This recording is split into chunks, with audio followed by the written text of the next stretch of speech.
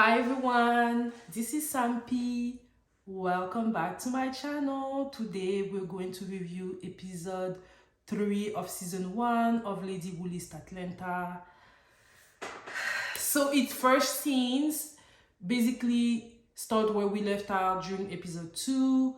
Robyn got really angry at Kristyl. She then left the scene, and then we have Tiana was not really being vocal from in the first 2 episodes, not really being happy with the way Kristyl handled the situation. She's letting her know that she doesn't feel like she should always tell Robyn that she's triggered, because telling her all the time that she's triggered is what triggering her and making her more mad, and that she basically saw right through Kristyl game and she does not like that. So after having the discussion with them and putting Kristyl on blast and letting her know that she sees right through her game, Tiana proceeds to leave, which lets Kristyl with Kiana and Kira. And at some point we have Kristyl crying, and the first question I ask myself, are you crying because Tiana saw right through your game along with Tiffany, or because you are really distraught with the situation that happened with Robyn? Only God knows. One thing I could say though is during our confessional, Kristyl proceeded to say that she is not really happy with the way things went, and that she really pities Robyn. I believe she really used the word pity. And why do you put pity Robyn, Kristyl? Well, because Kristyl doesn't really have a lot of friends and lady friend and else. So I do think that there's definitely a misunderstanding between Kristyl and Robyn. So I'm very surprised, because they both call them each other best friend, and it seems like there is definitely something wrong in the friendship from the viewer views. We'll see. It's probably the next day, and we have Robyn doing yoga.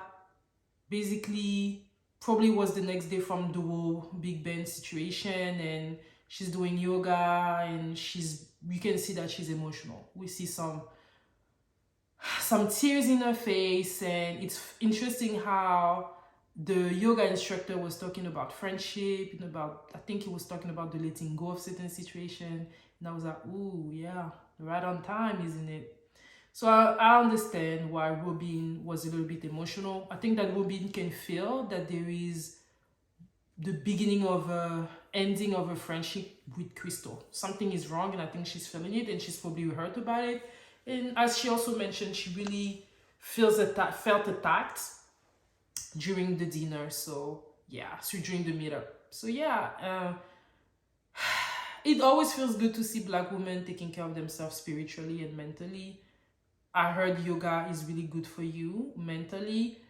I've done some hot yoga before, but it wasn't really because I had mental or something bothering me. It was because I was trying to lose weight, and that stuff was hard as hell. It was like in a sauna and you were doing yoga pose, and that stuff was hard. So yeah, and it smelled like feet too in there, so it wasn't really a good memory. I mean, yeah, it was a good memory. I sweat a lot, but I guess that's to be expected if you're going to be doing hot yoga. So yeah, moving on from that, we have Kiana. So it starts with like a panoramic view of Kiana's house. We see like the living pool, and Kiana is just sitting there. I thought at the beginning that was maybe just a house that Kiana was looking to sell, but hey, the fabulosity just never stops. And we have her husband joining her, and she's giving him a recap of what happens, and basically letting him know that at the conclusion of the meeting with Robyn, they decided that they're going to meet on a one-on-one basis and try to clear the hair and move on. So that's good progress, right? And Kiana also said that she likes Robyn as a person. She just didn't like Robyn in the way Robyn handled the situation with her. So if they can clear the hair on that, they will be able to move on. So that's really good.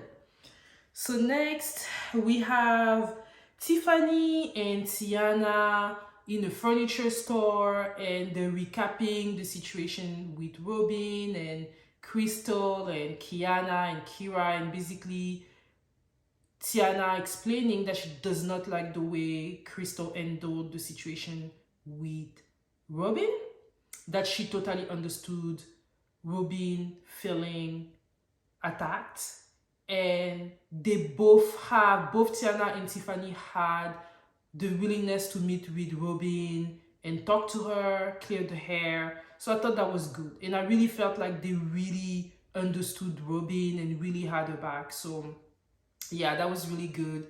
And then when they were talking, we had the owner of the furniture store, Michael Abachi, that came and talked to them and letting them know that he's looking to sell his house, and he would love for the ladies to come by. And I mean, that was just great. And I was like, is that real estate? Is that how you meeting client, how you network with people, or was it just for the show? Or like, and what I mean by just for the show, like, what did they know they were going to meet the owner, or you just saw them with the camera, and after realizing that the real estate agent came to her and told them about the situation? That was really cool to see, though. And still going to a therapist and explaining the situation with Robyn, and the therapist made it clear to Kristyl that there's definitely needs to be boundaries in place because something is not quite right in the relationship. Kristyl also explained to the therapist that this was the first time that she even mentioned Robyn to her, which I don't think was the first time, because I feel like she's mentioned her before, but I'm not sure. But she said that it was the first time she mentioned Robyn because they've been best friends and they've never had issue. Here's the thing. Right now on camera, you're not really looking like the best of friends. Like, there seems to be a communication problem between the two of you. You are not getting along at all. And it seems that this is happening from previous situation. It's hard for me to believe that we're only 3 episodes in, and I could already feel, and I could already sense that there is something going on between the two of you on the first episode. So is it the editing, or what is it? Hopefully, as the season continues, we're going to learn a little bit more about you all. But as the viewer, it does seem like there's been issues between the two of you, and maybe because you're now on camera, this is when it is showing. I'm not sure. But I do agree that boundaries needs to be set, and I think that the boundaries needs to be set both ways. Robyn definitely should not go violent with you. But at the same time, I do feel, Kristyl, that you're not able to understand Robyn. You are not a source of calm for Robyn. Whenever you were with the other ladies, what Robyn would have wanted of you was to stay quiet. And she asked you to stay quiet, but you kept on interjecting. Now, a part of me believes that you try to be a friend to Robyn, but sometimes you need to take a step back and realize that the way you wanted to express your friendship did not work with Robyn. Which means, do not interject. Do not tell her that she's triggered. Those are 2 things we've learned so far in the show that Robyn does not like you to do. She doesn't like you to do this. So you also need to be able to take a step back, and if you want to maintain a good relationship with Robyn, we have to implement in your life. So yeah, we'll see how it goes, but I do think that definitely there needs to be some boundaries between both ladies. I don't think that one person is right and one person is wrong, but I do think that they both have things to work on if they genuinely want to make their relationship work. I have Kira visiting another home with B. Simon. So yeah, so she's visiting another home with B. Simon because the last time we saw them, they visited a condo, but it was too small for the taste of B. Simon. This condo is definitely bigger. The living room is big, same type of condo as far as the big windows and like the beautiful views. The kitchen also looked bigger. I really like the way the fridge was. The fridge was huge. And the bedrooms were huge. They seem to have more storage. The bathroom area. The house was listed at around $539,000 for a 2-bedroom, 2-bath. I thought that was really expensive, but hey, not in my tax bracket, I guess. For $539,000, I would get me a huge house in Texas, even now that the real estate market has boomed. So yeah, we have them talk and visiting the house, and then B. Simone is explaining that she is not sure that the house is going to be big enough for her because she has a lot of stuff. I'm like, girl, are you a hoarder? You have 2-bedroom, 2-bath. Just, just don't be a hoarder. Like, organize your stuff. You'll be okay.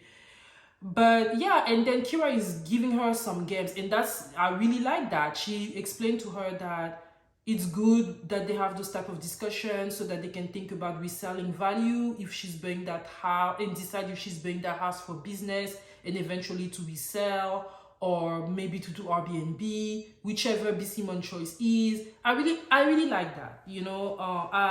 It makes me think of the real estate agent that I used whenever my husband and I were looking for a home. You want to be with real estate agents that are willing to give you gems that you can use in your real estate journey. And it's also very good for the viewer, because all the viewers that are looking at the show may not be homeowner yet, and those are good things to know. So I love the fact that the show is giving us gems about real estate do's and don'ts. I love that. And one thing though, Kira, you kept on talking about Robyn, and I'm like, yeah, like, it's not that serious, girl. Like, she unfollowed you on Instagram, you're angry about it. Are you going to stay angry about it, or are you willing to move on? Like, hopefully you want to move on, because it just kind of makes you a little immature. And the fact that you're even mentioning it to B. Simone, I understand she's your friend. I don't know if she's your friend, but you've known each other for a long time. But at the same time, you are at work. You don't want to always mention someone at work that way. It doesn't make you look professional. It removes, the wow effect on you, because you're focused on someone. You do not want to see someone in the building, so that is why you need to go fast. No. So I think you need to move on the whole social media thing. I really think you need to move on, and I hope that you and Robyn will be able to not linger on that situation. Robyn finally meeting with Tiffany, and they both talked about, of course, what happened. Robyn opened up a little bit more to Tiffany about her upbringing. She lets her know that she has 2 kids, one of the kids being 32 years old, which makes Robyn, I think, 48, because she said that she was pregnant at 16, so she's around 48, 49, so she looks good. I just want to say, wow, like, you really look amazing, Robyn. And Tiffany also opens up to Robyn, and they're really able to bond. They're really able to bond on this, and that felt really good to see. I feel like Black women in general don't really talk about mental issues, and it's good to be able to see that on TV. And I know some people don't really like the word mental issues, but mental issues doesn't mean that you're crazy. It doesn't mean that you're weak. Depression is a form of mental issue. Anxiety is a form of mental issue. Mental issue is not just bipolarism or dementia. It's more than that. It's a very wide spectrum that comes into mental illness. And so I really love the fact that they're talking about that they're able to bond on that. And it was nice to see what can become the beginning of a sisterhood between the 2 ladies. And yeah, the next meeting is between Tiana and Michael Abachi, who is the owner of the furniture store that she visited with Tiffany. So beautiful condo, high to ceiling, floor to ceiling, windows. I mean, the ceiling was so big. It was beautiful. The view was beautiful. The kitchen was like definitely, I mean, out of this world. Big kitchen, and the fridge, the cabinet, like the fridge with like the cabinet that is the same with the other organization cabinet in the kitchen. Several several like place where they can host outdoors, even though it's a condo. I mean, definitely would be a great Airbnb or like a party house. I think it would be perfect for like people that like to entertain. And it's still, big, I mean, yeah, it's not big, but it's definitely pretty big for so we see Tiana that's visiting the place and loving it, and then talking prices with the man and with Michael, and it basically totally cut when Tiana gave her an estimation of how much she thinks he will be able to sell the house, which is $1.5 million. I'm not a real estate agent, but that sounds like pretty reasonable for Atlanta. But it cut with the owner saying something like, I don't, something, it seems like he was saying that he doesn't think that's going to be a good amount, but it cut there. So I hope we're going to know next. So I hope we're going to know more about the situation. Is it going to be, are we going to go back on that on episode 4, or it just cut editing? I don't know. I just felt like it cut very suddenly. So the last scene of this episode is Kiana meeting with Robyn. So when the two of them met, it starts with Robyn asking Kiana's intention for bringing up the situation during the meeting. And Kiana explains to her that you summoned me to a meeting because you would like for us to do business. And I wanted to come and let you know why I would not want to do business with you, because the last time that there were a business proposition, I did not like the way you went about the situation. And that's the reason why I wanted to start with that, so that you know what I feel. And Robyn explained that she felt attacked. She was very surprised. And that is the reason that she didn't give Kiana the type of response that Kiana might have want to have. And I mean, I can understand her being surprised, because a part of me feels like if Robyn really thought that Kiana was still on that situation, she probably would have reached out to Kiana to talk about it. Like, I don't think, that's just me, but I'm like, if you know you have an issue with someone, like a business issue with someone, or someone is not happy with the way you handled business with them, you carried your business with them, and then you're inviting them for a business proposition, especially with other ladies, if she was aware, she probably would have tried to have a discussion with you first before even meeting with you with the other ladies. So I do believe that Robyn was caught off guard. But at the same time, I don't understand that Kiana was like, she actually came. She could have said no and not come to the meeting, but she did come. And she was willing to hear what you had to say, and she was even willing to let you know what was going on with her. So if you have not talked since the last situation that you had, I guess if that situation wouldn't have happened, things would have stayed that way until you meet again. So then Kiana explained to her that she also felt that the apology that Robyn gave her was not genuine. And she told her that she felt dismissed because it was I apologize, but now let's move on. And then we had a flashback on the scene. And I agree with Kiana. Robyn apologized, but then was like, what's next? And I mean, that does not sound genuine. That doesn't sound genuine at all. That sounds very dismissive.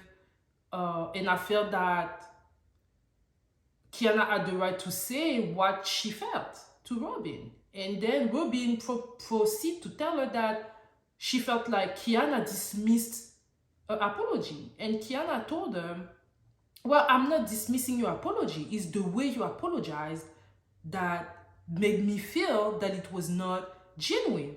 And then Kiana proceeds to explain, to give an example of what she thinks a genuine apology is. And she tells Robyn, if you have apologized to me this way, I would have thought it was genuine. But because you did not and you wanted to move on to the next thing, that's why I didn't feel it was. And then I felt that Robyn, we're only on episode 3. But from the first episode, I feel like you've been wanting people to understand you. You've been wanting people to understand how you feel. You also have to give people the same grace.